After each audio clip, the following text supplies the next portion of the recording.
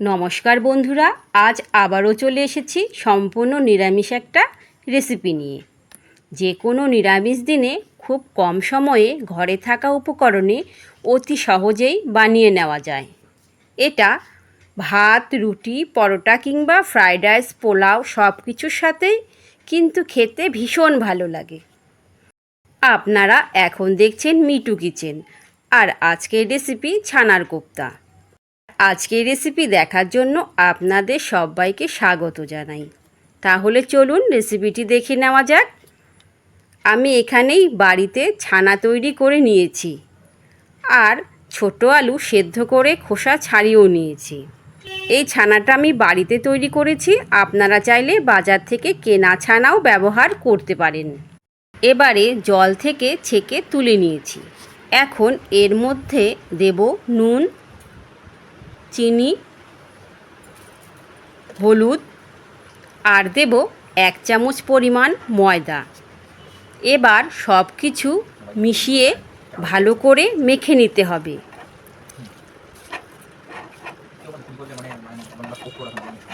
ছানা যত ভালো মাখা হবে, বলগুলো তত বেশি ভালো হবে।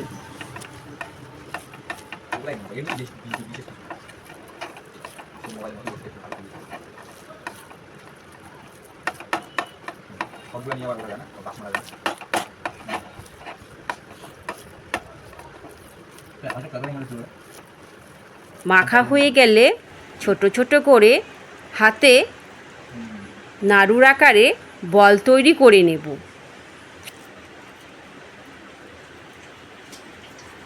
সবগুলো ছানার বল আমি তৈরি করে নিয়েছি।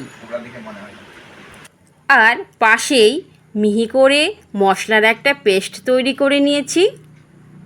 তার জন্য নিয়েছিলাম শুকনো লঙ্কা, দারচিনি, ছোটো এলাচ, আদা, গোটা ধনে, গোটা জিরে।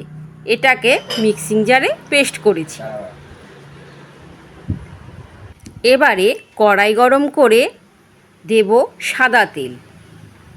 তেল গরম হয়ে গেলে একে একে বলগুলো দিয়ে দেব। আর ছানা মাখার উপরেই কিন্তু কোপ্তাগুলোর অনেক কিছু নির্ভর করে।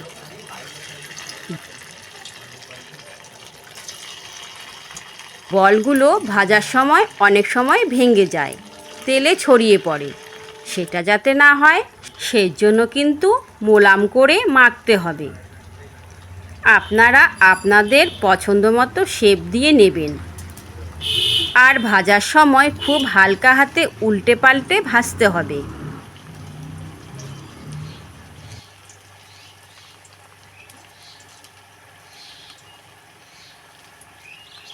এবারে ভাজা হয়ে গেলে সবগুলো তুলে নিয়েছি।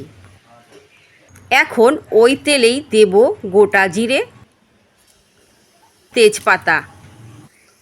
ফোড়ন ভাজা হয়ে গেলে দেব বেটে রাখা মশলা।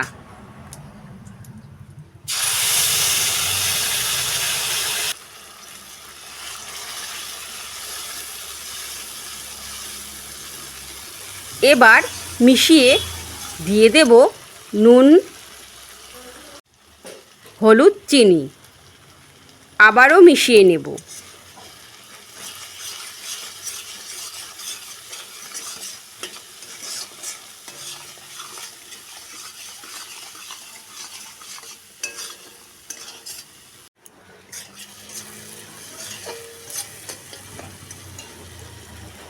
একটু ভেজে নিয়ে দেব বাটি ধোয়া জল।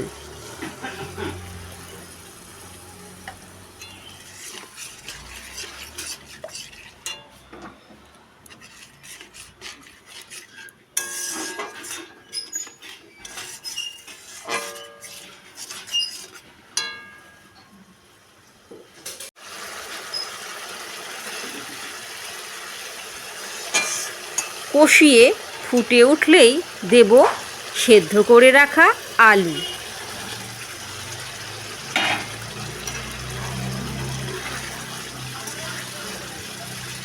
নেড়েচেড়ে বেশ ভালো করে কষিয়ে নেব।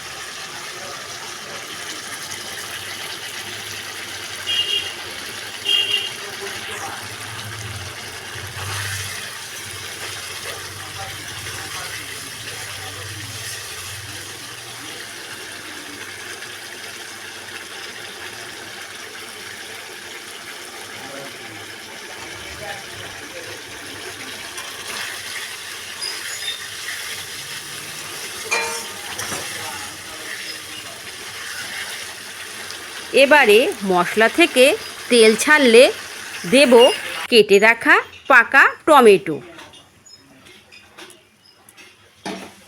আবারও মিশিয়ে নেব।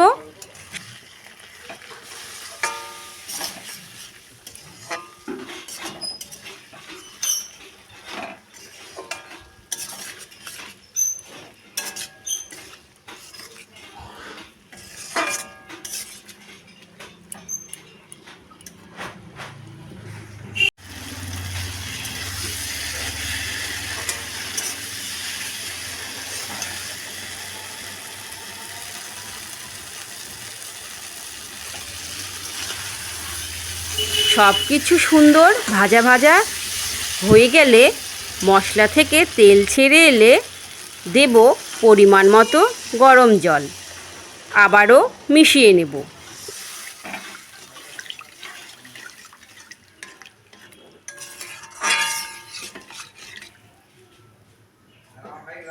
এবার ভালো করে ফুটিয়ে নেব।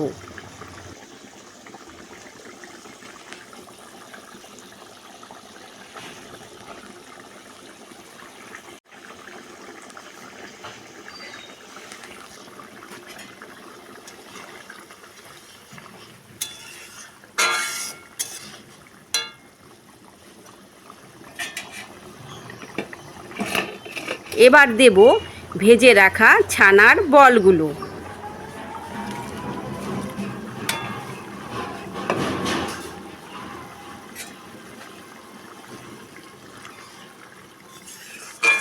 এই বলগুলো ঠান্ডা হয়ে গেলে রস ঢুকলে ঝোল শুকিয়ে যাবে আর বলগুলো বেশ বড় বড় হবে, তাই এই রকমই ঝোল রাখবো। এবার ঘি দিয়ে নামিয়ে পরিবেশন করব। আমার রান্নার রেসিপিগুলো আপনাদের কেমন লাগে কমেন্টে জানাবেন আর সবার কাছে শেয়ার করে দেবেন। চ্যানেলটি অবশ্যই সাবস্ক্রাইব করে আমার পাশে থাকবেন। এই রান্নাটি অবশ্যই বাড়িতে রান্না করবেন। সত্যি বলছি, বেশ স্বাদের মজাদার একটি রান্না। এই দিয়েই বাড়ির সবাই চেটেপুটে এক থালা ভাত নিমেষেই খেয়ে উঠবে। আর এইভাবে রান্না করলে বাড়ির সবার কাছে প্রশংসা তো অবশ্যই পাবেন। তাহলে আজকের রান্নাটা এখানেই। আবারও দেখা হবে অন্য কোনো রেসিপিতে। ভালো থাকবেন, সুস্থ থাকবেন। সবাইকে ধন্যবাদ।